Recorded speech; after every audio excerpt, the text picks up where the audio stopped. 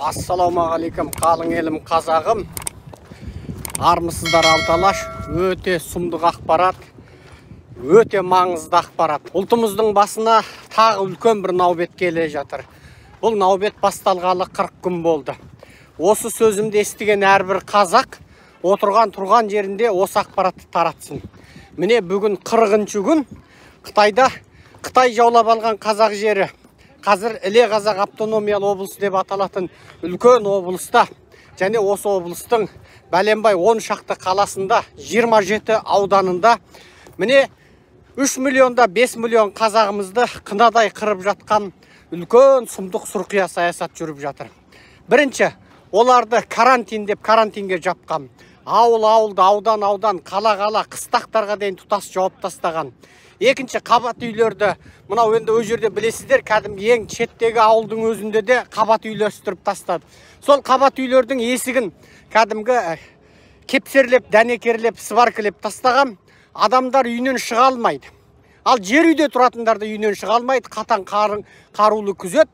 Адамдарды енді осы карантинді сылтауратып өлтіріп жатыр. Аштан өліп жатыр. Балалар 40 градус, 39 градус, 40,5 градус, 41 градусқа дейін қызып жатыр. Дәрі әкеп бермейді.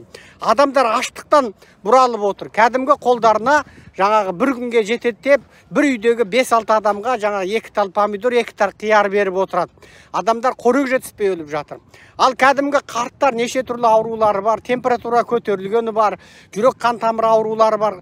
Қарттар, олар міне барар жер басар тауы жоқ, аурудан өліп жатыр. Тіпті 2 қабат әйелдер міне 9 күн толғағына шыдап, 2 қабат әйелдер докторға барса, оларды босандыруға рұқсат жоқ, туғызуға рұқсат жоқ, себебі бүкіл докторхана тек қана коронавируспен алысуға рұқсат беріліп қойған. Дәрігерлер қарап тұрып, біз сені тудыра алмаймыз, жазаланып кетеміз деп отыр. Адамдар міне осындай медициналық көмектің жоқтығынан бір қынадай қырылып жатса, екіншісі аштықтан қынадай қырылып жатыр. Мынау заман міне 2022 жылы міне аштықтан қырып жатыр. Микрорайондар бүкіл жабылған соншалық адамдар терезеден айғайлап, аш қалдық, қырылдық, кадрлар қайдасыңдар, жауапты кадрлар дейді. Ал олар кімде-кім айғайласа сол үйді тұтасымен алып кетіп, концлагерге қамап жатыр. Тіпті әлеуметтік желіде қандай да бір осы оқиғаларды менің бәленбай туысқаным өлді, түгенбай жерлесім, танысым өлді деп сол туралы айтқан адамдарды тікеден тіке жаңағы психологиялық аурулар докторханасына, яғни жындыханаға, психбольницаға жатқызып жатыр. Міне қараптан қарап отырып, көзімізді бақырайтып қойып отырып, Қазақстанда 19-20 миллион қазақтың, бүкіл жер жүзіндегі 25 миллион қазақтың көзін бақырайтып қойып, біздің Қытайдағы 3-5 миллион қандасымызды өзінің ежелгі ата-бабасының жерінде отырған, қазақтың ежелгі жерінде отырған сол қазақтарды мынау жауыз Қытай қынадай қырып жатыр. Енді кеше Ресей солтүстік Корейден қару алды деген лекциямыздың соңында Қытайда қынадай қырылып жатқан ұйғырлардың әлеуметтік желіге неше түрлі жолмен таратқан видеоларын көрсетіп, біз бұл оқиға туралы айтып едік. Себебі ол оқиғада жаңағы аштықтан өліп жатқан ұйғырлар, аурудан жаңағы температурасы көтеріліп, қатып қалып жатқан ұйғырлар, өз үйінде өзін қамап сойтып қырылып жатқан ұйғырлар туралы ұйғырлардың қаққан дабылдарын, яғни сол Қытайда жатып, Қытайда қынадай қырылып, ағасы өлген, інісі өлген, баласы өлген, әйел өлген ұйғырлардың сол Қытайда жатып зарлаған, жылаған, еңіреген видеоларын біз салған болатынбыз. Енді біздің қолымызға осы видеолардан кейін қазақтардың да келіп видео түсті. Қытайдағы қазақтар TikTok арқылы, WeChat арқылы, тіпті неше түрлі кейбіреу тікелей телефон арқылы, IP телефондар арқылы, Skype арқылы олар шығып хабар беріп жатыр. Міне, ішкі Қытайдағы жаңағы таныс қытайлар арқылы қазақтар ішкі Қытайдағы Қытайға шығады, ішкі Қытайдағы қытайлар жаңағы әлеуметтік желіге салып жатыр. Осы арқылы олар қаншама ақпаратты берді. Яғни бұл жерде Қытайда білесіздер, қырғыздың жері бар. Қызылсу Қырғыз автономиялы облысы деген жер, ол ежелдің ежелінен қырғыздың жері. Енді сол жердегі қырғызды қынадай қырып жатыр. Қытайда ұйғырдың жері бар. Мына оңтүстік Шыңжаң, мына Қарақұрым таулары, Памир таулары мен Ерен Қабырға тауының ортасындағы мынау Такламакан шөлінің маңы, Тарым өзенінің айналасы сол ұйғырдың жері. Ол ежелгі ұйғыр жері, оны қытайлар жаулап алған. Қытайда қазақтың жері бар. Іле Қазақ автономиялы облысы, Буратал, Санжы, Баркөл, Мори бәрі қазақтың жері. Іле Қазақ автономиялы облысы, Баркөл қазақ автономиялы ауданы, Мори қазақ автономиялы ауданы, Ақсай қазақ автономиялы ауданы ол қазақтың жері. Енді осы қырғызыңды өз жерінде, ұйғырды өз жерінде, қазақты өз жерінде қынадай қырып жатыр. Мынау карантин ауру деген ол бір сылтау болған. Адамдар көнбесе бірден жаңа психбольницаға қамайды, жындыханаға қамайды. Ал жаңа тікелей жастарды 15-16 жастарда жаңа психикалық ауытқуы бар деп тікеден тіке психбольницаға апарады да тыныштандыратын уколды қояды. Ол тыныштандырған уколды қойғаннан кейін ол 24 сағат жаңа ес ақылдан айырылып, мелиіп, кәдімгі мөлиген беті миы тоқтап отырады. Сөйтіп сап-сау жаңағы әзіл күлкісі бар, жаңағы ес ақылы дұрыс, сап-сау, тіпті ақыл есі басқалардан жоғары жастарды апарады екен де психбольницаға барып, 1 ай 2 ай қамап, жаңа нервіні тыныштандыратын неше түрлі психотроптық дәрілерді беріп уколды мәжбүрлеп салып, психбольницадан шыққанда әлгілер сол ішкен жегенді біледі, әжетке барғанды біледі, басқа кезде 24 сағат тепкілеп жатсаң бір ауыз сөз айтпайтын сорлық айналдырады екен. Яғни миын құртып жіберетін тәсілдерді қолданып жатыр. Адамдар психбольницаға барасың десе бітті екен, өлді деген үкімді қабылдағандай болады екен. Енді қазір осы жағдайға байланысты міне қазақтардан да жетіп жатыр. Іле қазақ автономиялы облысында міне бірнеше қарт адам өздері тұрған қабат үйде қазақтар өздері асылып өлген. Неге? Аштыққа шыдамаған. Аштыққа шыдамаған. Олар аш қалған. Олардың есігін кәдімгідей дәнекерлеп, сіберкілеп тастаған, тұтас ғимараттарды жауып тастаған. Ал енді ол аштыққа шыдамаған кейбір жаңағы жігіттер менен қыздар, әйелдер, балалар қабат үйден секіріп өліп жатқан. Тіпті кейбір үйлерді жаңа қорқытқаны соншалық өліп қалған мәйтті алып кетіңдер, мына үйде мәйт шіріп жатыр десе, ана мәйтті алып кетпей, өлген мәйт үйде тұрып сасып кеткен құбылыстар бар. Сонда ол өзі қабат үйде отырып ана мәйтті көме алмайды. Қасында бүгін алып кетеді, күтеді, ертең алып кетеді деп күтеді, оның арғы алып кетеді деп күтеді. Ең соңында мәйт сасып жатыр екен. Өзінің жаңағы күйеуінің, баласының, не әкесінің, шешесінің мәйтін өз үйінде састып, сон енді мына мәйтті терезеден лақтырам деп айғайлағанда барып адам келіп алып жатыр екен. Ең сұмдығы Іле қазақ автономиялы облысы Қытайдың бүкіл жаңағы саяхат туризм орталығы. Себебі жер жаннаты Жетісудың ең шұрайлы жері сол Іледе. Ал бұл жерде жаңағы атақты Нарат жайлауы бар, атақты жаңағы Қаражон жайлауы бар, Қытайлар тартып алған қазақтардың қолынан, атақты жаңа Боғда көлі бар, атақты Қанас көлі бар, Үліңгір көлі бар, Буыршынның өзені бар, Ертіс өзені бар, жаңа Қыран өзені бар. Ал осы атақты Нылқыда Қас өзені бар, Қастың жайлауы бар, атақты жаңағы Таңбалы жайлауы бар, Бұғыты, Өр Бұғыты, неше түрлі жайлаулар бар. Атақты Әсет Найманбай, Алаш Ордашы Әсет Найманбай жатқан жаңағы жайлау бар, не деген Әсет Найманбай жатқан жайлау, мен туған жерімде жайлаудың атын ұмыттым ғой. Екісұлың жайлауы, Сайрамның көлі бар атақты, Көкқамыр жайлауы бар, сол Әсет Найманбайдың бейіті жатқан. Сол Әсет Найманбайдың бейітін жаңа көкке бояп жылқының қылымен араластырып отырып, сарысағыз топырақтан салған, сол қамырын кейін жаңағы бір ерекше бір материалдың бояуыменен көкпен бейіт деген көк қамыр болған, соған Көкқамыр деген бейіт. Сол жайлаудың атын сол Әсеттің құрметіне қойды, сол Көкқамыр деп. Енді сол жайлаулардың бәрі, туристік жайлаулардың бәрі ашық. Ішкі Қытайдан жаңа туристер тіке келеді. Мысалы Қанас өзеніне тіке әуежай салып тастаған өзен, жаңа Қанас көліне, сол Қанасқа тіке ішкі Қытайдан ұшақтар келеді. Ал ол қытайлар келіп, өз жерде туристік сапар болады. Оны күтіп алатын Қытайдың тур компаниялары бар, жататын қонақ үйі бар. Бірақ сол көлдің қасында қазақтар аттап шыға алмайды. Сол Іле қазақ автономиялы облысында қазақтар аттап шыға алмайды. Оларды үйіне қамаған, батырлатып қамаған. Бірақ Қытайдан туристер келіп, тур компаниялар оған сервис жасайды, автобустар жүріп тұрады, ұшақтар жүріп тұрады. Қытайлар келіп жаңағы жұмысын істеп тұр, ол оларға рұқсат екен. Бірақ ауру тек Іле қазақ автономиялы облысында екен. Ауру сол қазақтар, қырғыздар, ұйғырлар жасайтын жерде ғана екен. Міне, сылтау. Қазақ, ұйғыр, қырғызды қынадай қырудың жаңа технологиясын тапқан. Адамдарды аштықпен өлтіріп жатыр, аурумен өлтіріп жатыр. Дәрі докторхананың бәрін жауып тастаған, тек оған рұқсат етілген адам кіреді. Кім кіреді? Тек Қытай кіреді. Қазақ, ұйғыр кіре алмайды ауруханаларға. Дәрі жоқ, аптека жоқ, тіпті әжетханалар жоқ қаланың ішінде. Адамдар бірде біреу шықпайды. Өз үйіне өзін қамап тастаған, бітті. Өз үйіне өзін қамап, өз үйінде өзін жаңағы адамдар, әрқандай адамда неше түрлі ауру бар ғой мысалы. Бітті. Соның бәрі жаңағы жерде өліп жатыр. Егер қаттырақ айғайлап, микрорайонның терезесінен, өз үйінің қабат үйінің терезесінен айғайлады, бітті болды. Жындыханаға қамап тастайды. Баласы қайда қалды, қатын балашаға қайда қалды, білмейді. Бәрін қамап тастайды. Тіпті ауылдарда бізге жеткен деректе 200 қазағы бар ауылда, сол 200 қазақты тұтасымен апарып жындыханаға қамап тастаған. Жындыханаға ер, әйел, кәрі жас, шал, кемпір, бала-шаға демей бәрін жындыханаға қамаған. Себебі әлеуметтік желіде ме, WeChat'те ме бірдеңе айтқан, ашпыз, жалаң ашпыз, ақ болды, көк болды деген. Міне қырып жатыр. Енді мен айтам, Қазақстанда қалың қазақ. Енді сен көтерілмесең, енді сен Қытайдың елшілігінің алдында наразылық танытпасаң, енді сен қарап отырып осы Қытайдағы 3-5 миллион қазағымызды қырғызып қойып қарап отырсаң, Құдайдың алдында енді қарғысқа қалатының осы.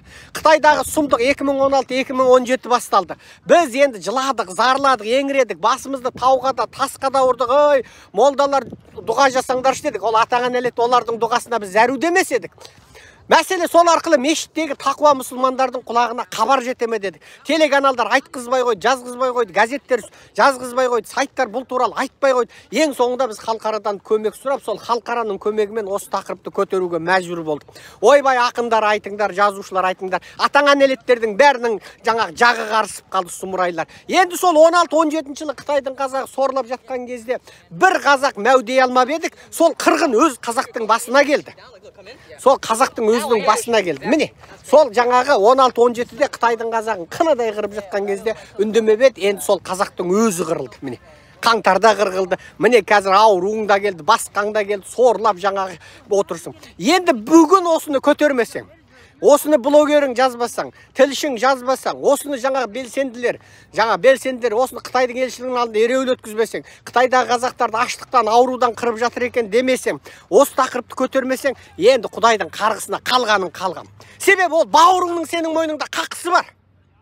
Ол бауырыңның сенің мойныңда қақың бар сенің. Сен оның алдында, Құдайдың алдында сұраласың, абсолютті сұраласың. Ол сенің бауырың, туған бауырың, ол туысың, сенің қазағың, сен естіп тұрсың, біліп тұрсың, саған жетпеді емес, міне біз жеткіздік құлағыңа. Ертең сен Құдайдың алдында мен естімедім, көрмедім, қақым жоқ, ой, ол Қытайдың ішкі шаруасы деп, сен Құдайдың алдына барғанда оттай алмайсың. Құдай сенің жазаңды мына дүниеде де береді. Енді қазақ сен енді көтеріл атыңа мін енді. Мынау Қытайға наразылығын танып, қолыңа бір бет қағазға жазбап пикетке шық, әлеуметтік желіге наразылығыңды танып, мынау Қытайдың консулының алдына барып шық. Атаңа нәлет қазақтың полициясы қамасын, 15 күнге қамалып шық. 15 күнге қамалып шық, 15 миллион жылдық тозақтың отынан құтыласың. 15 күнге қамалып шық. Қазақстандағы ұйғырлар, Қырғызстандағы ұйғырлар, Өзбекстандағы ұйғырлар, енді сендер қорқынышын тоқтатыңдар. Самсаханаңды жауып тастаса, жауып тастасын. Палауханаңды жауып, наубайханаңды жауып тастаса, жауып тастасын. Шық, ұйғырда бір тірі ұйғыр қалмайтын болды. Міне, Шыңжаңда бір тірі ұйғыр қалмайтын болды. Ай, Қырғызстанның батыр қырғыздары айналайын, мен қырғыздарды жақсы көрем.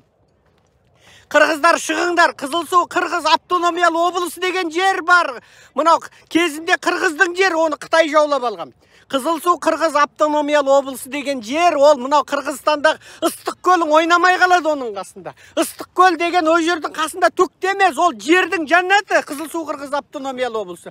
Мен оның Ұлықшат деген жайлауында болдым. Мен оның Ақши деген атақты Манас Жүсіп Мамайдың туған ауылы Ақшиде болып, Жүсіп Мамай марқұмның үйінде қонақта болдым, қондым сол үйде.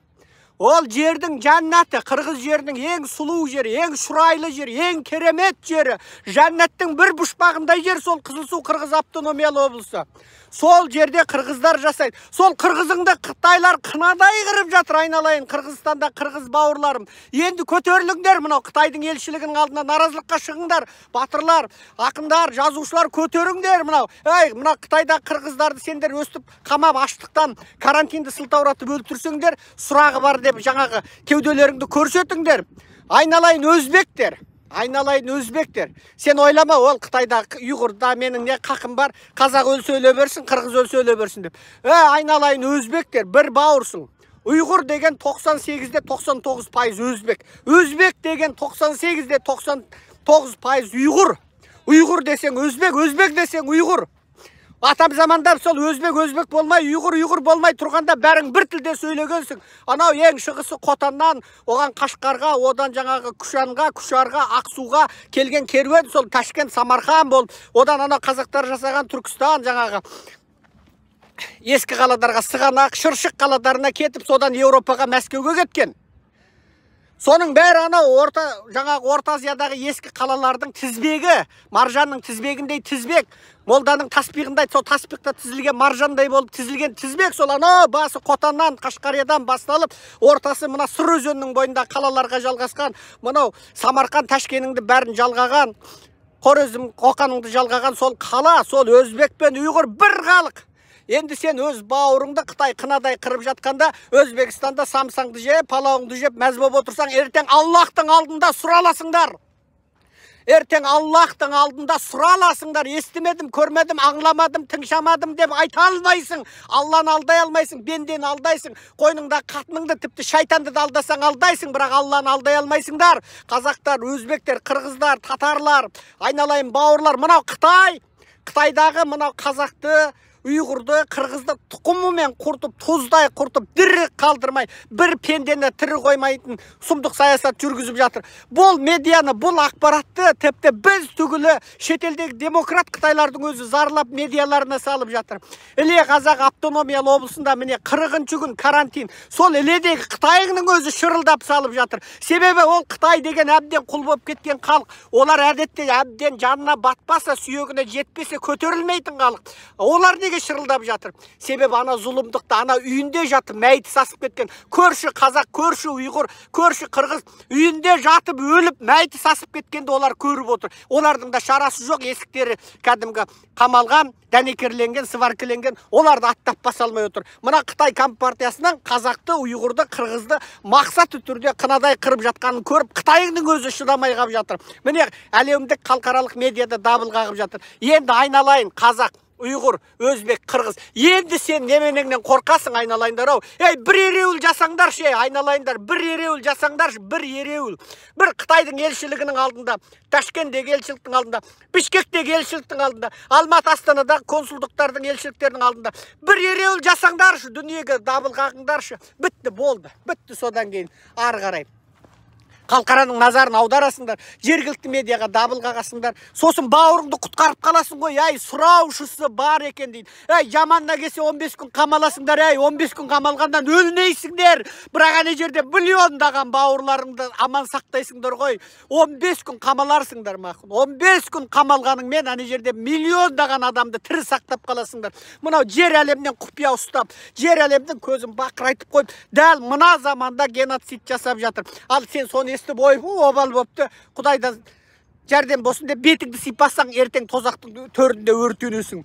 Тозақтың төрінде өртенесің. Ол дұғамен құтқара алмайсың, қаракетпен құтқарасың. Аллахтың ілімінде айтады, зұлымдық болып жатқанда бірінші қаракетіңмен қарсы тұр дейді. Зұлымдық болып жатқанда қаракетіңмен қарсы тұра алмасаң, тіліңмен қарсы тұр дейді. Ал тіліңмен де қарсы тұра алмасаң, жүрегіңмен оны жек көр. Және Құдайдан жәрдем тіле. Бірақ ол иманның ең әлсіз дейді. Міне, дұға жасау ең әлсіздік. 3-ші категория. 1-ші категория қарекетіңмен қарсы тұр. Сондықтан айналайындар, мынау зұлым қырғыздың полицейі, зұлым қазақтың диктаторлары, мынау зұлым өзбектің полицейлер қамаса қамасын. 15 күн қамалып шығыңдаршы, еркек тоқты құрбандық, 15 күн қамалып шығыңдаршы, наразылық білдіріңдерші, танытыңдаршы, жазыңдаршы, көтеріңдерші, видео үндеу тастаңдаршы, ақпарат медиа жазыңдаршы, тілі байланып қалғыр, тілі байланып қалғыр, ақындар, жазушылар, журналистер, қаламкөштер, тілдерің байланып қалсын. Егер осыны көтермесеңдер, жазбасаңдар, ақын, жазушы, интеллигент, зиялысымақ, осы тақырыпты көтеріп, мынау Қытайда қынадай қырылып жатқан, мына ауыл-ауылымен қырылып жатқан мына сұмдықты көтермесеңдер, Аллахтың сендерге лағнеті мен қарғысы болсын. Бауырымыз қиналып жатыр, бауырымыз шырылдап жатыр, бізге ақпарат деген жетіп жатыр, бізге жеткен ақпаратта қисап жоқ. Ауыл-ауылмен қырып жатыр екен, ауыл-ауылдармен үні қалмай, тілі шықпай қырылып жатыр екен. Енді осындайда үндемесеңдер, енді осындайда көтермесеңдер сұмдық. Мынау Ши Цзиньпин деген сұмырай, мынау Қытай коммунистері оны тып-типыл сол ауруға сүйеп, ауруды сылтауратып, ауруды сылтау қылып, қырып тастап, содан кейін міне бәлен миллион Қытай өлді, соның қатарында 10 миллион ұйғыр қырылды, 3 миллион қазақ қырылып қалды, 6 миллион қырғыз қырылып қалды, обал болды деп отчет беріп отырғалы отыр. Енді осыны сен көтермесең, сен араша болмасаң, сен осыған қарсы наразылық танытып ақпараттық дабыл қақпасаң, өз жердегі қазақты, қырғызды, ұйғырды құтқаратын бенде жоқ. Америка, Еуропа құтқармайды, естеріңізде болсын. Америка мен Еуропаға бұның барлығы тек саяси ойын. Оларға өз мүддесіне керек кезде керекті тақырыпты көтереді. Өз мүддесіне керек кезде керек тақырыпты көтереді. Сол саясаткерлер, сол саяси партия, сол саяси элита осы тақырыпты көтергенде өзіне пайдалы болса, ол көтереді. Өзіне зиянды болса көтермейді. Күрттерді Америка мен Еуропа қолдағалы 100 жыл болды. Бірақ күрттерге ешқашан тәуелсіздік алып берген жоқ. Күрттерді өткенде Норвегия мен Швеция күрттердің тақырыбын ең қатты көтерген. НАТОға кіретін кезде Түркия кедергілік жасады. Себебі НАТОның заңы бойынша барлық мүше қол қойғанда ғана жаңа мүше кіреді. Ал Норвегия мен Швеция орыстан қорыққан соншалық НАТОға кіргенде ғана жан аман қалатынын білді. Сонымен Түркия кедергі жасады. Түрктің алдына келіп жалынды. Түрік айтты: петқоллашыларды қолдамайсың, бүкіл петқоллашыны Түркияға қайтарасың, күрттерді қолдамайсың, бүкіл күрттің саясаткерлерін қайтарасың деді. Норвегия мен Швеция ойланбастан қол қойып келісті. Яғни күрт тақырыбы Еуропаға да, НАТОға да, Норвегия, Швецияға да тек саяси құрал. Саяси құрал. Саяси құрал, оған керек па? Керек. Ал өзінің ұлттық мемлекеттік мүддесі болғанда, жаңа саясаткерлердің жеке бастық амбициясы үшін керек болғанда, ол кез келген тақырыпты сата салады. Ұйғыр тақырыбы да сол, Шыңжаңдағы қазақ тақырыбы да сол, кез келген адамдық тақырыбы да сол. Сондықтан бұл жерде әлемде құтқарушы Құдай жоқ, көктен Иса пайғамбар түспейді, жерден мәді шықпайды. Ақыр заман болмайынша өзіміз құтқарамыз. Еуропа мен Американың пайдаланатын тұсынан пайдаланамыз. Адамдық құқық деген тақырыпты көтереміз. Өзіміздің Қытаймен болған экономикалық қатынасымыз бар, газ, мұнайымыз бар, басқа да тақырыптарымыз бар.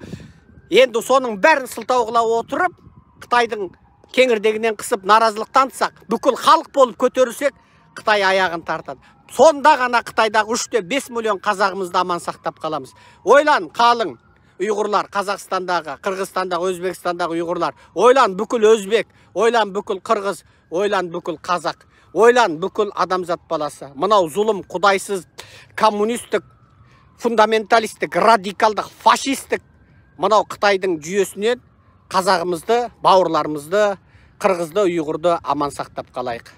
Осы сөзімді тоқтаусыз таратыңыздар. Тоқтаусыз таратыңыздар. Міне 1234 қазақ көріп отыр екенсіздер. Осы сөзімді таратпаушыларға Аллахтың лағнеті болсын. Осы сөзімді жеткізбесе айналасына, жора жолдасына, туысына кім жеткізбесе, Аллахтың қарғысы мен лағнеті болсын. Осы Қытайдағы зұлымдық туралы дабыл қақпағандарға Аллахтың лағнеті мен қарғысы болсын. Ал кім осы тақырыпты көтерсе, Алла оның екі әлемін нұрлы жарық қылсын. Кім осы қорлық көріп жатқан бауырларымыздың тақырыбын көтерсе, Алла оның бұрынғы және кейінгі күнәсін кешіріп, бұл дүниеде және ол дүниеде мәртебесін үстем, жүзін жарық, еңсесін биік қылсын. Кім осы тақырыпты жабуға тырысса, осы тақырыптың үнін өшіруге тырысса, кім Қытайға жақтас болса, Алла оны бұл дүниеде қор қылсын, және мәңгілік ол дүниеде қор қылсын. Аман сау болыңыздар, таратыңыздар. Ашынғаннан ащы даусым шықты. Шарасыздан шығып отыр. Жаздық көтеріп жатырмыз. Қытаймен біз 16 жылдан бері алысып келе жатырмыз. Қытайдағы 3-5 миллион қазағымызды біз осы халықаралық дабыл қағу жолыменен, ашық арыз көтеру жолыменен құтқарып қалдық. Қытайдың Шыңжаңдағы қоныс лагерін әлемге біз аштық. Қытайдың аждаһардың аузына семсерімізді серт ұстап, ертөстік құсап біз шықтық. Осы Қазақстандағы атажұрт шықты. Қазақстандағы осы Қытайдағы туыстарын қорғаған 30 мың қазақ шықты. Солардың 30 мың видео арыз арқылы бүкіл дүние жүзіне Қытайдың қылмысын ашты. Қытай қорыққаннан сол қазақтарды босатуға мәжбүр болды. Біз міне дәлелдедік осыны дүние жүзіне. Енді оның тағы екінші ретке күрес міне басталды. Осы екінші күреске атсалысыңыздар. Және айналайын, қалың. Қытаймен байланысы бар қазақтар, WeChat, TikTok арқылы сөйлесетін қазақтар, нағыз атажұрт еріктілерінің телефондарына хабарласыңыздар. Барлық ақпараттарды жеткізіңіздер, бізге жеткізіңіздер. Осы YouTube-тың астында атажұрт мүшелерінің барлығының телефоны тұр. сол телефондарға хабарласып, Қытайда болып жатқан жағдайды айтыңыздар. Мына аштықтан, аурудан қырылып жатқан қазақтар туралы ақпаратты жеткізіңіздер. Құтқарудың жалғыз жолы отырып алып еңіреу емес. Құтқарудың жалғыз жолы көрші қатынға, абысыныңа барып ойбайлап жылау емес. Құтқарудың жалғыз жолы ақпаратты бізге жеткізесіз. Біз халықаралық дабыл қағамыз. Осы арқылы ғана құтқарамыз. Аман сау болайық. Жағаласпай жан қалмайды. Жағаласпай жан қалмайды. Бұл сынақ, ол жердегі қазақ, ұйғыр, қырғыздың басына келген сынақ. Бұл сынақ және тұтас Орта Азиядағы қазаққа, өзбекке, қырғызға, қарақалпаққа, татарға, түрікпенге бәріне келген сынақ. Бұл сынақта сен үнсіз қалсаң, сен зұлымдармен біргесің. Сен жауыздармен біргесің. Зұлымдықты көре тұрып үнсіз қалғаның үшін Аллахтың лағнетіне қаласың. Ал зұлымдыққа шамаң жеткенше қарсы тұрасың, Аллахтың мейіріміне ие боласың. Аман болайық, сау болайық. Естуші таратуға міндетті. Бұл сөзімді естігендер кесіп, пішіп, қиып, өңдеп, монтаждап тарат, аудиоға айналдырып тарат, тиктокқа тарат, инстаграмға тарат. Бүкіл салуға болатын Facebook, Twitter, YouTube бәріне сал.